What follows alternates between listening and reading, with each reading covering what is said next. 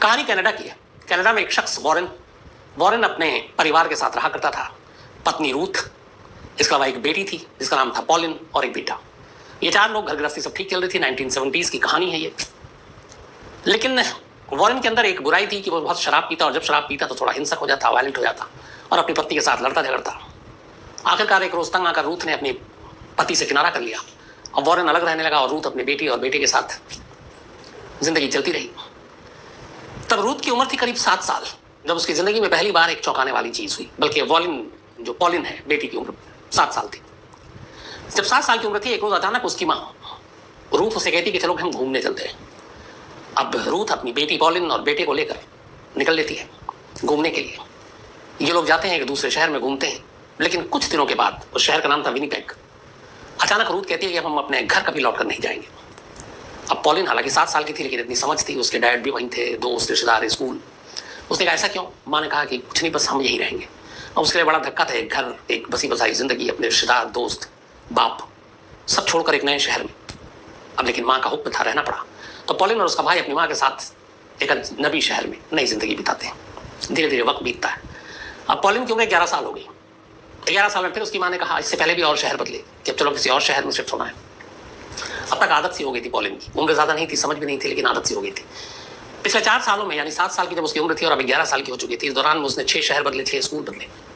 हर जगह नए दोस्त मिले, हर जगह नया घर मिला। लेकिन उसे कुछ समझ में नहीं आ रहा कि हर बार क्यों माँ जो है उसकी शहर उसके बदलती जा रही है। जब वो 11 साल की एक दूसरे शहर में पहुंची, तब उसे पहली बार अपने भाई और माँ के अलावा एक तीसरा अजनबी चेहरा दिखाई दिया, जो उसकी माँ के साथ अक्सर रहा करता था। उसका नाम उसे बाद में पता चला स्टैन नाम है। और उसने फिर याद किया कि जब वो बाहर अजनबी अलग अलग शहरों में आकर रही, तो एक चेहरा था जो हमेशा उसकी माँ के इर्द गिर्द दिखता था, और वो स्टैन था। तो उसे लगा कि स्टैन कुछ खास है। खैर, धीरे धीरे फिर वक्त बीता, शहर बदले, स्कूल बदले। 23 साल की हो गई अब 23 ईयर ओल्ड पॉलिन ने इसके बाद न्यू ब्रुंसविक शहर में अभी जाकर सेटल हुए थे। तो वहां पे एक न्यूज़पेपर में, एक अखबार में पॉलिन की नौकरी लग गई। 23 साल की उम्र थी। उसने कहा चलो सब ठीक है। लेकिन उसके जहन में एक सवाल अब भी था कि 5 साल की उम्र से लेकर फिर 7 साल, फिर 11 साल, 12, 13, उसकी माँ शहर बदल रही है, और हर जगह नए नए ठिकानों पर जाकर उसको रहना पड़ रहा अपने भाई के साथ। आखिर ऐसी क्या वजह है? और न किसी रिश्तेदारों से मिलना, न बात करना। उसके मन में ऐसे तमाम सवाल थे। माँ से पूछती भी, माँ हमेशा टाल देती। वो अपने बाप के बारे में पूछती, वॉरेन के बारे में, वो भी टाल देती। और अब वो बच्ची से बड़ी हो गई, बाली हो गई, अब तो नौकरी भी करने लगी। लेकिन ये सवाल उसे अंदर ही अंदर खा रहा था कि आखिर मेरी माँ बचपन से शहर क्यों भाग रही है? क्यों ठिकाने बदल रही है? क्यों घर बदल रही है? क्यों अपने लोगों से, करीबियों से, दोस्तों से, रिश्तेदारों से मिलती नहीं, ना मिलने देती है? आखिर क्या वजह? उसने बहुत बार माँ से सवाल पूछा, लेकिन माँ ने हमेशा टाल दिया। जब न्यूज़पेपर में नौकरी लगी, तब इसके बाद जर्नलिस्ट के बीच में, खबरों के बीच में, अब पॉलिन ने कहा कि वो सच्चाई जानना चाहेगी, अपनी माँ से जरूर पूछेगी। इसी दौरान इसके मन में ये सारी चीजें चल रही थी, और एक रोज अचानक पॉलिन की माँ रूथ का पॉलिन के पास फोन आया। और फोन आने के बाद उसने कहा कि तुम्हारे मन में जितने सवाल हैं, मैं जानती हूँ बरसों से, करीब 18-20 साल से, उन सवालों का जवाब देना चाहती हूँ तुम्हें। अब मैं तुम्हें अपना राज बताना चाहती हूँ। तो एक काम करो, तुम एक फलाने मोटेल में आकर मुझसे मिलो। बेटी उस वक्त अलग रह रही थी नौकरी की वजह से। पॉलिन बड़ा खुश होती है कि जिन सवालों ने उसे बेचैन कर रखा बचपन से, अब उसका जवाब मिलने वाला है, वो राज खुलने वाला। आखिर उसकी माँ क्यों उसके बाप से दूर, रिश्तेदारों से दूर, शहर बदल पहुंचती है। जब वो मोटेल के गेट पे ही थी, तभी अचानक वहां स्टैन आता है, उसकी माँ का वही दोस्त जो हर जगह जब भी नया ठिकाना बदले, वही एक चेहरा था इन 3 के अलावा, जो अजनबी था पॉलिन के लिए, माँ के लिए नहीं। तो अचानक मोटेल के बाहर उसे मिल जाता है। वो चौंक जाती है कि यहाँ पे स्टैन क्या कर रहा है। स्टैन आता है और उसे एक एनवेलप देता है, एक लिफाफा। बोलता है इसे पढ़कर अंदर आना। वो एनवेलप खोलती है। एनवेलप में लिखा हुआ था कि तुमने जितने भी गहने पहन रखे हैं, उसको उतार दो और इस लिफाफे में रख दो, और कुछ बोलोगे नहीं, फिर अंदर आओ। उसने सारे गहने उतारे। पहले तो उसे अजीब लगा कि मेरी माँ क्यों कह रही है कि मैं गहने उतारूं, माँ से मिलने में गहने का क्या ताल्लुक। लेकिन माँ की राइटिंग पहचानती थी, जानती थी, इसलिए उसने अपने गहने उतारे, लिफाफे में डाला, और वो एनवेलप स्टैन को दे दिया, क्योंकि उसमें यही लिखा था कि उसके हवाले कर दो। गहने उतारने के बाद अब वो मोटेल में अंदर दाखिल होती है। एक कमरे में माँ बैठी थी, माँ से मुलाकात होती है। लेकिन कुछ ही सेकंड के बाद स्टैन भी उसी कमरे में आ जाता है। उसे बड़ी हैरानी होती है कि माँ और बेटी के बीच में ये यहाँ क्या। लेकिन खैर स्टैन रुकता है। अब माँ उसे अपनी कहानी सुनाती है। कहती मैं जानती हूँ तुम बचपन से इन सवालों के जवाब ढूंढ रही हो। मैं तुम्हें और तुम्हारे भाई को लेकर क्यों इधर उधर छुपती फिरती हूँ, शहर बदलती रहती हूँ। कभी एक जगह तुम्हें रहने नहीं दिया, कि स्कूल में पढ़ने नहीं दिया। तो उसने कहा दरअसल बचपन से ही एक माफिया हम लोगों के पीछे पड़ा हुआ है, और उस माफिया के निशाने पर मैं और मेरा पूरा परिवार है। वो हमें जान से मारना चाहता है, और उनसे बचने के लिए ही मैं शहर भटक रही हूँ पिछले 16 सालों से। बल्कि 18 सालों से, सिर्फ तुम लोगों की जान की सलामती की खातिर, अपनी जान की सलामती की खातिर। पॉलिन को सुनकर बड़ा अजीब लगा। उसे लगा कि यह कैसे मुमकिन है, एक माफिया पीछे पड़ा हुआ है, इतने सालों से जान लेना चाहता है, पर क्यों? यहां से आगे कहानी स्टैन ने शुरू की। स्टैन ने कहा कि मैंने एक माफिया, जो खूंखार माफिया था, एक गैंग, उसके एक मेंबर को किसी तरीके से उस गैंग से बाहर निकलवाया, उसका ब्रेन वॉश किया, उसे अच्छा इंसान बना दिया और उस गैंग से उसका नाता तोड़वा लिया। लेकिन गैंग के लोगों को यह पता चल गया। इसके बाद उन्होंने उस शख्स को, जो गैंग छोड़ा था मेरे कहने पर, उसे मार डाला। फिर उन्हें पता चला कि मैंने ही उसको मोटिवेट किया था, तो उसके बाद वो मेरे पीछे पड़ गए। और दूसरी तरफ तुम्हारे फादर जो है वॉरेन, वो भी एक ऐसे ही गैंग से जुड़े थे और उसके बाद फिर वो भी फैमिली की वजह से थोड़ा गैंग से दूरी बना ली। तो वॉरेन के साथ भी उनकी दुश्मनी थी और वॉरेन के साथ उसकी पूरी फैमिली को मारना चाहते थे, खासतौर पर तुम्हारी माँ को। और मुझे इसलिए कि मैंने गैंग के एक मेंबर को उनके गैंग से जुदा किया था, तो उसे तो मार डाला, अब मेरी बारी थी। तो मैं इसीलिए भटकते रहता हूँ और तुम्हारी माँ को प्रोटेक्शन देता हूँ कि जो कि सीक्रेट सर्विसेज के लोग हैं, खुफिया विभाग के, वो हमारे इस काम में मदद करते हैं, जान बचाने में। तो इसलिए तुम्हारी माँ को जब जब जिस शहर में हमें खतरे का मैसेज मिलता है, हमें उस शहर को फौरन छोड़ना पड़ता है और नए शहर जाना पड़ता है। और ये सिलसिला लगातार चल रहा है और यही वजह है कि हम ये जगह बदलते रहते हैं और पूरी जिंदगी तुम लोगों का बचपन सारा ऐसे ही बेकार गया, सिर्फ इस डर के साय की वजह से। पॉलिन पूरी कहानी सुनती है लेकिन उसे यकीन ही नहीं होता। कहती क्या आज के दौर में 18 साल से एक फैमिली शहर शहर सिर्फ एक माफिया के डर से कि वो उसे मार डालेगा और उसे शहर शहर ढूंढ भी रहा है, ऐसी भी क्या खतरनाक दुश्मनी। लेकिन फिर उसे कुछ चीजें याद आती हैं बचपन से लेके उन दौरान में, जब जब वो अलग अलग शहर में रही, तो उसे लगा कि कुछ ना कुछ तो ऐसा है कि जो शायद ये लोग सही कह रहे हैं। जैसे एक बार उसने, याद है पॉलिन को, कि वो अचानक अपनी माँ के साथ घर पहुंची थी। घर पहुंची तो खाना बना हुआ था, लेकिन जैसे ही वो लोग डाइनिंग टेबल पर बैठे, अचानक माँ ने सारा खाना उठाया और बाहर फेंक दिया। उसे लगा कि ये क्या बर्ताव है। लेकिन फिर उसे बाद में, अब एक कहानी सुनने के बाद आया कि माँ को शक था कि गैंगस्टर ने, किसी गैंग ने इस खाने में जहर मिला दिया और इसीलिए उस पूरे खाने को फेंक दिया गया। एक बार एक पूरी रात अचानक ये लोग घर में सो रहे थे और माँ ने उठाया और उसने कहा कि चलो फौरन घर खाली करना है। और ये लोग घर से निकलकर एक पहाड़ पे चले गए और पहाड़ पे पूरी रात काटी, वहीं रहे। अगली सुबह उतरे और फिर दूसरे शहर के लिए कूच कर गए। एक बार ऐसे ही ये लोग घर पहुंचे तो घर पहुंचने के फौरन बाद माँ ने कहा कि सब प्लास्टिक के सॉक्स पहन लो, मोजे। तो पूछा कि ऐसा क्यों? तो पता चला कि जमीन पर किसी ने खतरनाक केमिकल फेंका है, तो पैरों के जरिए वो स्किन से होते हुए जान ले सकता है। तो ये सारी चीजें उसको एक एक कर याद आ रही थी और फिर लगा कि हाँ, ये शायद उसी डर और खतरे की वजह से था। अब स्टैन ने और उसकी माँ ने कहानी सुनाई और कहानी के आखिर में उसने कहा कि स्टैन जो है वो एक खुफिया विभाग में इसकी जान पहचान के लोग हैं और सीक्रेट सर्विसेज में काम करते हैं और उन्होंने ही न सिर्फ इसकी सुरक्षा की बल्कि हमारी हिफाजत के लिए भी स्टैन को तैनात किया है। तो जब भी ऐसा कुछ होता है, खुफिया विभाग के लोग हमें इन्फॉर्मेशन देते हैं और फिर स्टैन के कहने पर मैं ठिकाना बदलती रहती हूँ और तुम लोगों को अपने साथ ले जाती हूँ। लास्ट में माँ कहती है कि करीब 16 साल से स्टैन मेरी हिफाजत कर रहा, तुम लोगों की हिफाजत कर रहा, हम साथ साथ हैं। तो मुझे भी स्टैन से प्यार हो गया और स्टैन को भी मुझसे, लेकिन हम दोनों इजहार मोहब्बत नहीं कर पाए। लेकिन अब कुछ वक्त पहले हम दोनों ने एक दूसरे से इजहार किया है और हम शादी करना चाहते हैं, क्योंकि तुम्हारे पिता को मैं पहले ही छोड़ चुकी हूँ। अब ये सारी खबर मिली, सारी चीजें, बचपन के सारे सवालों के जवाब, पॉलिन को समझ नहीं आ रहा वो क्या करे, क्या रिएक्ट करे। खैर वो वापस आती है। चलने से पहले वो उसे एक ट्रांसमीटर देते हैं और कहते हैं कि कभी भी तुम्हें अगर कहीं से कोई खतरा महसूस हो, क्योंकि तुम अलग रह रही हो, तो बस इसका बटन दबा देना, हम तक मैसेज पहुंच जाएगा और फिर हम तुम्हारी हिफाजत के लिए लोग भेज देंगे। वो ट्रांसमीटर लेकर पॉलिन लौट आती है, लेकिन उसके दिल में और दिमाग में अभी तमाम तरह के सवाल कौन रहे थे। उन्होंने ये भी कहा था कि हमारे पीछे बहुत सारे हमारे फैमिली के हम शक्ल लोगों को लगा दिया गया, हमारे सारी चीज़ें देख देख कर वो उसी के तरीके से चलना फिरना, बर्ताव, बात करना, और वो हमारे पीछे रखते हैं ताकि हमारी वक्त पे जान ले सके। तो ये सारी चीज़ें होती रही, वो सुनती रही, लेकिन पॉलिन को भरोसा नहीं हो रहा था। उसे लगा कुछ तो गड़बड़ है, लेकिन माँ मानने को तैयार नहीं। माँ ने कहा कि जो स्टैन कह रहा है वही सच है, हमारे को माफियाओं से खतरा है और इसीलिए हम दर दर भटक रहे हैं। पॉलिन कई रात इसी उधेड़बुन में लगी रहेगी, माँ की कहानी और स्टैन की कहानी कितनी सच है और क्या बात है यही सच है या सच के पीछे भी कुछ सच है। फिर उसने तय किया कि वो इस सच्चाई की राज को जानने की पूरी कोशिश करेगी। तब तक उसका एक बॉयफ्रेंड था जिसके साथ शादी करनी थी। उसने अपने उस बॉयफ्रेंड को छोड़ दिया और कहा कि देखो मैं तुम्हारे साथ अब जिंदगी अभी नहीं बिताऊंगी, क्योंकि मुझे अपनी ही जिंदगी के सबसे बड़े राज को जानना है और मुझे नहीं मालूम कितना वक्त लगेगा और मिलेगा भी कि नहीं जवाब, खतरा भी हो सकता है जैसे मेरे माँ ने कहा है। तो मैं अपनी जिंदगी जो बचपन से एक बंजारे आवारे की तरह इधर उधर भटकती रही है शहर दर शहर, मुझे उसका राज जानना है। और पता नहीं मेरी माँ कितना सच कह रही, स्टैन कितना सच कह रही, तो वक्त लगेगा, इसलिए मैं तुम्हारे साथ घर नहीं बसा सकती, मैं पहले अपना ये फर्ज पूरा करूंगी। वो स्टैन को छोड़ती है, इन चीज़ों की वजह से काम पे असर पड़ा था, वो नौकरी भी छोड़ देती है। अब इसके बाद वो तलाश में जुट जाती है उस सच के जो उसकी माँ ने उसे कहानी सुनाई थी। इसी दौरान में पॉलिन अब अलग भी रह रही थी। एक दिन अचानक उसकी माँ फोन करती है और कहती है कि अभी भी हमें खबर मिली है कि हमें फिर से खतरा है, तो हमें अंडरग्राउंड होना पड़ेगा।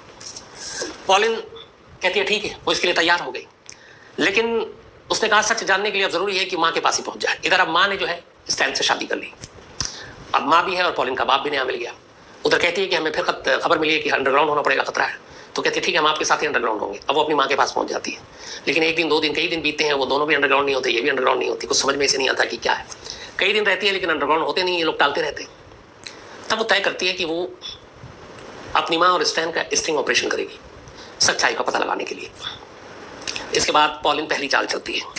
एक रोज वो अपनी माँ को फोन करती है और कहती है कि मैं अभी घर लौटी हूँ, मेरे घर की विंडो टूटी हुई है, सेंध मारा है किसी ने, एक सुरंग टाइप का बनाया है, और कोई मेरे घर में घुसा था और मैं बहुत डरी हुई हूँ। लगता है उसे किसी खास चीज की तलाश थी उस घर में। अब इसके बाद जब वो बताती है तो उसकी माँ कहती है ठहरो, मैं स्टैन को भी बताती हूँ। इसके बाद स्टैन उसको बोलता है कि तुम घबराओ मत, मैं भी तुम्हें सच बताता हूँ। थोड़ी देर के बाद स्टैन अपनी बीवी यानी कि पॉलिन की माँ को लेके पॉलिन के घर पहुंचता है और कहता है कि 2 लोगों को तुम्हारे घर में घुसने के इल्जाम में पुलिस ने गिरफ्तार कर लिया है, और उनके पास से तुम्हारी तस्वीर भी मिली यानी पॉलिन की, और उन्हें किसी खास चीज की तलाश थी तुम्हारे घर में।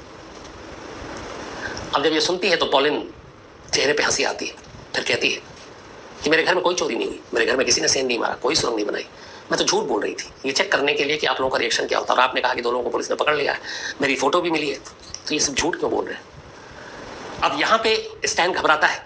उसकी माँ कहती है कि तुम्हें ऐसा नहीं कहना चाहिए, स्टैन पे भरोसा करना चाहिए, बट वो कहती है कि नहीं, ऐसा तो कुछ हुआ ही नहीं, तो फिर ये सारी झूठी कहानियां क्यों। अब थोड़ी दिन के बाद इसी तरह से वक्त बीतता है और धीरे धीरे पॉलिन को एहसास होता है कि उस पूरे मामले में पूरा सच जो उसकी माँ बता रही है वो कितना सच नहीं मालूम, लेकिन शायद उसकी माँ झूठ भी नहीं बोल रही, लेकिन उसकी माँ को ही सच पता नहीं है कि असली चीज क्या है। तब ले देकर बचा स्टैन। उसे लगा कि इस पूरी कहानी के पीछे बचपन से लेके जवानी तक दर दर भटकने के उसके भाई के पीछे का असली जो मास्टरमाइंड है वो स्टैन है। लेकिन स्टैन ऐसा क्यों कर रहा है इस परिवार के साथ। अगर स्टैन को उसकी माँ से शादी करनी थी, इश्क था, तो वो शादी करके भी अलग हो सकता था, अलग रह सकता था, लेकिन ऐसा क्यों कर रहा है। अब उसने अपनी माँ को छोड़कर स्टैन के बारे में जानकारी हासिल करनी शुरू की, कहाँ था, क्या था, सारी जब जानकारी हासिल करनी शुरू की तो 1-2 चीजें जो पता चली कि स्टैन एक शरीफ इंसान था। उसका ना माफिया से, ना गैंगस्टर से कभी कोई लेना देना नहीं, किसी से झगड़ा नहीं, और उसे कोई धमकी नहीं, उसे कोई खतरा नहीं। फिर वो झूठ क्यों बोल रहा है। स्टैन के बारे में उसने जितना रिसर्च किया, उन सारी चीजों को लेकर आखिरकार वो एक मनोवैज्ञानिक के पास पहुंचती है पॉलिन। इसने एक कुछ पढ़ा था मेडिकल साइंस के बारे में, इन सारी चीजों के बारे में वो रिसर्च भी कर रही थी उस दौरान, चूंकि मीडिया में भी थी। तो एक मनोवैज्ञानिक के पास पहुंचती है और वो बताती है स्टैन के बारे में पूरी कहानी और अपनी कहानी, कि कैसे 7 साल की उम्र से उसकी माँ उसे लेकर दर्जनों शहर बदल चुकी, और एक खौफ है कि एक माफिया है, गैंगस्टर है, जो लगातार उसके पीछे पड़ा हुआ, बार बार पुलिस खबर देती है, फिर जान बचती है, फिर दूसरे शहर जाते हैं, और उसकी माँ ही ये सब कुछ बताती है, लेकिन उसकी माँ तक ये खबर स्टैन पहुंच जाता है। पूरी कहानी जब स्टैन की उस मनोवैज्ञानिक ने सुनी, समझी हर एक चीज बारीकी से, उसके बाद काफी दिन तक रिसर्च किया, फिर उसके बाद उस मनोवैज्ञानिक ने स्टैन के बारे में पॉलिन को कहानी सुनाई। उसने कहा जो सारी चीजें हैं उससे सिर्फ एक ही चीज है, ये जो स्टैन है ये एक सिंड्रोम का शिकार है, एक बीमारी का शिकार है। इस बीमारी का नाम है फॉली एड्यू, एक ऐसी बीमारी जिसमें इंसान ख्वाब की दुनिया में जीता है। मतलब ये एक दिमागी बीमारी है जिसमें वो सोचता है जो वही लगता है हकीकत है। रात को अगर उसने कुछ सोचा, कुछ सपना आया, तो उसे लगता है कि यही होगा और यही चीज़, यही सच्चाई है। तो ख्वाबों की दुनिया पर उसे यकीन हो जाता है। फिर वो ये शख्स अपने इस यकीन को दूसरे तक यकीन दिलाने की कोशिश करता है। स्टैन को ख्वाब आया कि उसका किसी गैंगस्टर से झगड़ा हो गया है और गैंगस्टर उसे मारना चाहता है। उसे ख्वाब आया कि एक फैमिली है, उसके 2 बच्चे हैं, उसकी बीवी को ही मारना चाहता है। अब ये सारे अलग अलग उसको ख्वाब देख रहा है, लेकिन इस ख्वाब पे यकीन कौन करे। इत्तेफाक से उसे मिलती है रूथ, पॉलिन की माँ, 70s में, और वो उसे बताता है कि तुम्हारा हस्बैंड जो है वो गैंगस्टर के साथ उसकी दुश्मनी हो गई है और उसका बदला तुमसे लेगा, तुम्हारे बच्चों से लेगा, और उसे यकीन दिलाता है। फिर वही बताता है कि देखो तुम्हें मारने के लिए उन्होंने खाने में जहर मिला दिया, वो खाना फेंकवा देता है, कहता है घर में केमिकल बिछा दिया, वो प्लास्टिक के मोजे पहनवा देता है। अचानक रात को कहता है कि तुम्हारे पास सिर्फ आधा घंटा है, घर छोड़कर किसी सुनसान जगह पर चले जाओ। ये लोग पहाड़ पर जाकर रुक जाते हैं। ये सारी चीजें वो रूथ को बताता है और रूथ स्टैन की इन बातों पर यकीन करती जाती है। तो जो उसने अपने ख्वाब में देखा, वही ख्वाब को यकीन मानकर उसने रूथ को भी यकीन दिलाना शुरू किया, और रूथ ने भी उनकी ख्वाबों की बातों पर यकीन करना शुरू कर दिया। अब इसके बाद जब जब स्टैन कहता कि इस शहर में वो दुश्मन आ गए, चलो भागो, वो दूसरे शहर पहुंचते, वहां से वो तीसरे से चौथे, चौथे से 5वें, और स्टैन हमेशा साथ रहता। इसी चक्कर में स्टैन ने भी अपने परिवार को छोड़ दिया था। वो तनहा था, अकेला था, इधर उसने इसी अपने ख्वाब की वजह से रूथ की भी जिंदगी खराब कर दी, उसे भी अपने परिवार से जुदा कर दिया, अपने पति से।